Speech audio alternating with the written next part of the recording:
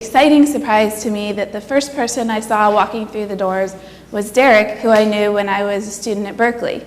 And so that was a very nice surprise, as well as just feeling like I'm back home, because while I'm from Davis, the Bay Area is where a lot of my heart lives. So it's nice to be back here. Will you join me in prayer, please? God, may the words of my mouth and the meditations of all of our hearts be pleasing and acceptable to you, dear Lord, our strength and our Redeemer. Amen. The summer after my freshman year of college, I joined my dad on one of his infamous annual 10-day backpacking trips.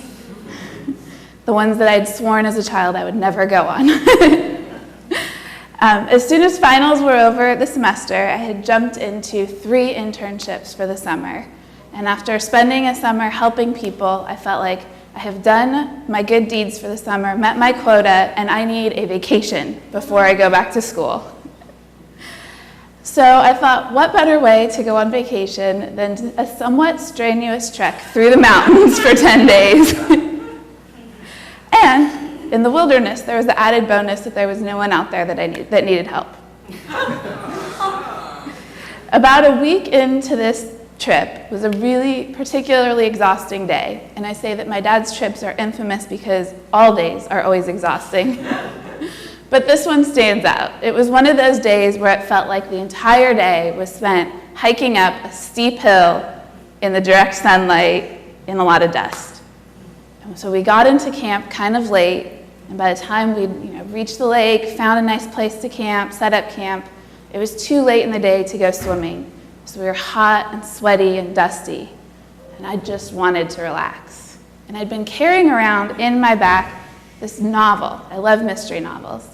And so far I hadn't read it, and it had just been an extra weight in my backpack, which if any of you are hikers, you know is exactly the opposite of what you want.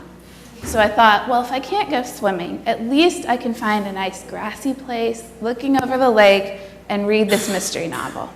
And I just found a perfect spot and sat down and opened my book when I heard an unfamiliar voice calling for help.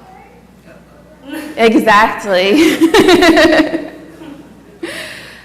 I stood up to see what was going on, and I'll admit I was a little grumpy at this point. And as I stood up, I saw this other group of hikers coming up on the trail. And they looked just as hot and dusty and exhausted as my group had looked, but they also looked terrified. And it turned out that their 10-year-old son was missing. They hadn't seen him since they had lunch together, and he had hiked on ahead. And they were certain, since he was not where they were supposed to meet up, he had taken a wrong turn somewhere and was lost in the mountains. And at this point, it was about sunset. It was going to be dark really soon. Worried about finding him before the light vanished, they asked for our help. And now I have to make a confession here. My immediate response, my gut response, was not particularly Christian. I wanted to say, I'm tired. This is my vacation. Will you please leave me alone? And I knew the Christian thing to do would be to organize a search party and go find this lost little boy. But I was tired, and it was my vacation after all. I'd spent all summer helping people. Didn't I deserve a break? So I was a little annoyed when my dad, after scolding them for letting their 10-year-old wander off so far alone, said that we would help them. But I also have to admit, I slept a lot better that night, knowing that this little boy was safely back with his family. But I think my gut level response to that situation is why I can relate to the disciples in today's Bible passage. Like me on the backpacking trip, they were on a much needed vacation. I've never done it, but I can imagine that it's probably hard work spending all of your days trying to figure out puzzling parables, wandering around the country, healing people, and annoying religious leaders and fleeing for your life. I can understand why they would want a vacation. And Tyre, where they had just gone for their vacation, had very few Israelites, and therefore very few people to minister to or to upset. Because at this point, Jesus is really only ministering to Jews. So they probably felt like this vacation was a good time for them to relax. There's no one here for us to have to help. And they've just made it to their destination, and they're scouting out the perfect place to plop down for some R&R when they hear a voice shouting for help. I can easily picture them rolling their eyes, grumpily getting up, and looking around to see who is disturbing their vacation.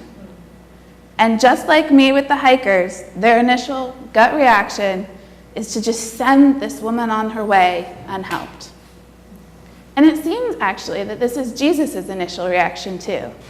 After all, he tells her he was sent to minister to the Israelites, and she's not one of them. But the woman, desperate to save her child, doesn't give up.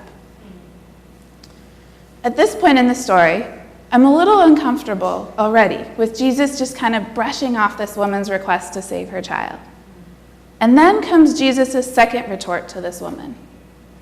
It is not fair to take the children's food and throw it to the dogs. And this is when I have to reread the text again, because I'm so surprised at what I read. And I'm hoping that I really just misread it.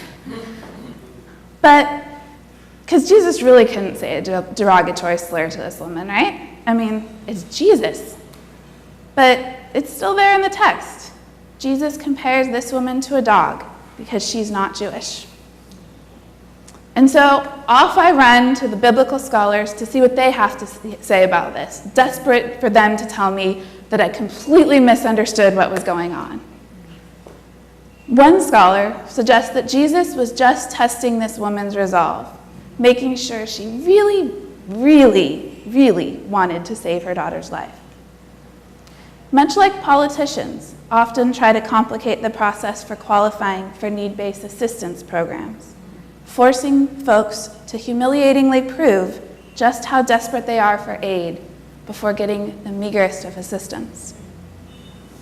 But as I wrote this sermon, I was looking out the window in my apartment, and on 4 or 5 occasions, someone wandered past and started rummaging through the dumpster.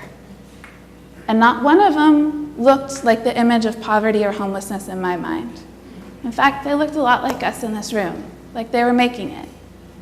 But it was clear that without the food or the recyclables they could turn in for cash that they were hoping to find in the dumpster, they would really not be able to keep a roof over their head or food in their stomach. And I can't help but think that this can't be the point that the Gospel of Matthew is trying to get across, that we must prove ourselves desperate and determined enough to receive grace. And likewise, the other explanations offered by biblical scholars are also unsatisfactory, in that they too come from a position of privilege that is unexamined and contrary to the gospel teachings. And so we're left simply with what is in the text itself. Jesus said an ethnic slur. And thankfully, the text doesn't end there. As hard as I find it to admit that Jesus might have had ethnic prejudices, there is hope to be found in reading on. Because this persistent woman, desperate to save her daughter, pushes back. She calls Jesus on his prejudice, and she pushes him to expand his comfort zone. Yes, she says, you may think me a dog, but even dogs eat the crumbs of the bread of your healing ministry. And something she says resonates with the divine part of Jesus, and he's changed. He repents of his prejudice, and he helps her. But he doesn't just leave it at that. From then on, his ministry focus is expanded, and Gentiles as well as Jews are in on the ministry. And it's great that Jesus' heart was changed and that his ministry was expanded to include Gentiles. But did Matthew really have to include the challenging backstory in his gospel? Couldn't we have just had this happy ending and we wouldn't have to challenge our images of Jesus, let alone face an uncomfortable and politically charged story of racial prejudice in the Bible? But perhaps that wish of mine is itself coming from a place of privilege, because I tend not to have to deal with racial or ethnic prejudice being directed at me on a regular basis. My sophomore year in college, I took a class in the African American Studies department. And on the first day of class, I did my usual walking into the classroom, going to about the middle of the class and sitting on the side, rummaging through my backpack, looking for my notebook and my pen and my water bottle, because I always have a water bottle. And I didn't really look up until the class started. And when I looked up, I realized that in this room of about 80 people, I was one of 2 white folks, and both of us were students. And I can admit now what I was too ashamed at the time to admit. I was a bit uncomfortable. I had just come from a mostly white college that I had transferred from. I'd grown up in a mostly white town. This was a new experience for me, and it was pushing my comfort zone. And I have to admit, my comfort level was not increased when the professor, at the end of the class, said, "Becca, will you meet me in my office?" And I thought, it's only the first day of class. How did I already get myself in trouble? But dutifully, I followed him to his office after class.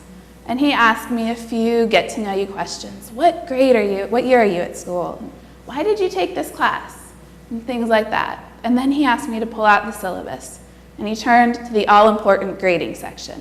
You know the one. You get 15% of your points for the class come from this paper and 50% from the final.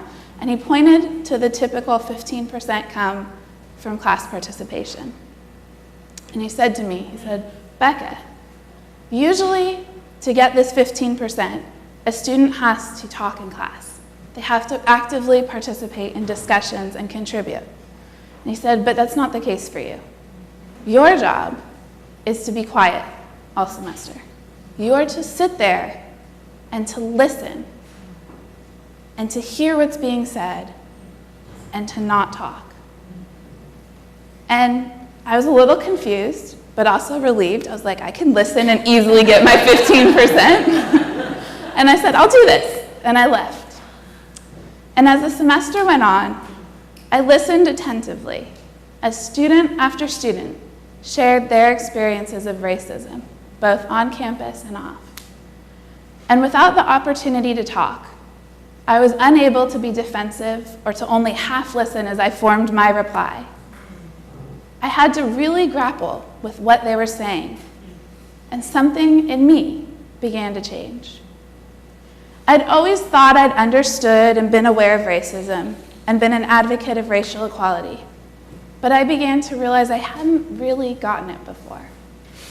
It was always something outside of me that needed changing, but I'd never been challenged to explore my own privilege and complicity.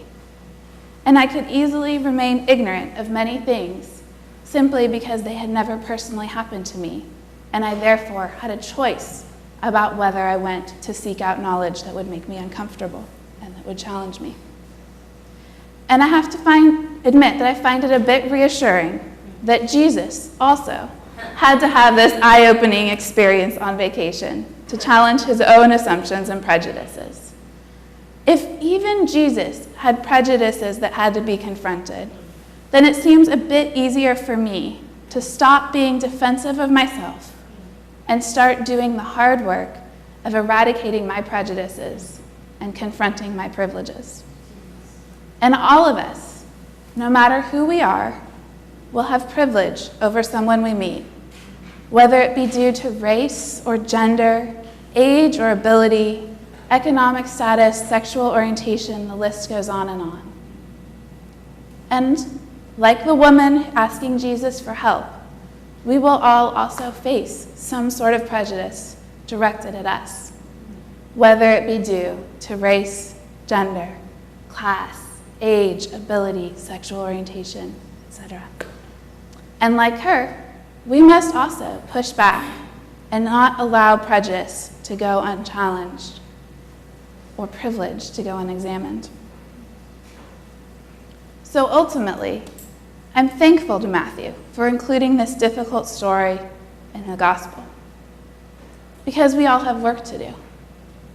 We are all, at times, the woman demanding that someone else recognize our humanity. And we are all, at times, Jesus, as his awareness shifts and prejudice is replaced by compassion. And my hope is that we all have the courage that both of these roles require of us, for we must embody them if we hope to transform this world into the kingdom of God on earth as it is in heaven.